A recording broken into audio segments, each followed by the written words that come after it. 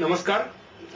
સૌપ્રથમ તો આજે વિશ્વ રંગભૂમિ દિવસ નિમિત્તે ભરૂચ શહેર અને જિલ્લાના તમામ કલાકારોને હાર્દિક શુભેચ્છા। મિત્રો, આપણે સૌ જાણીએ છીએ કે ભરૂચ શહેરનું કલા જગત લગભગ મૃતપાય હાલતમાં આવીને ઊભું છે। આપણું જે અસલ રંગભૂમિનું સ્થાન હતું એ રંગઉપવન આજે લગભગ એમ કહીએ કે જમીનદોસ્ત થઈ ગયું છે તો ખોટું નથી। અને એમાં કલાકારોની જે એક પ્રકારની ઉદાસી છે એ તો છે જ, પરંતુ તંત્રની પણ ખૂબ મોટી ઉદાસી છે। કારણ કે આજે જ્યારે કે માનો કે ભરૂચના કલાકારોને એકત્રિત થઈને કોઈ એક જગ્યાએ બેસીને ચર્ચા વિચારણા કરવી હોય, કોઈ માહિતીની આદાન પ્રદાન કરવી હોય, તો એવું કોઈ પણ સ્થળ આપણી પાસે નથી કે જ્યાં કલાકારો ભેગા થઈને વાતચીત કરી શકે।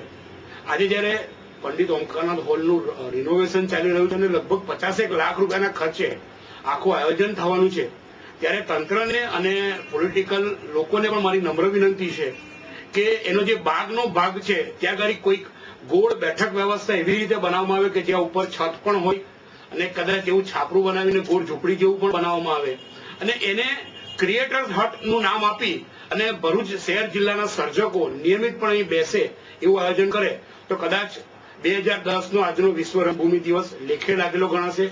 જો તંત્ર અથવા સરકારી વિભાગ અથવા પોલિટિકલ લોકો આવું કોઈ આયોજન કરવા ઈચ્છતા હોય તો હું કલાકારો તરફથી એક ખાતરી આપું છું કે આ આયોજનમાં અમે પણ અમારો સહયોગ આપીશું અને જરૂર પડશે તો યોગ્ય ફંડ પણ અમે આ કાર્યક્રમ માટે પ્રોવાઈડ કરીશું।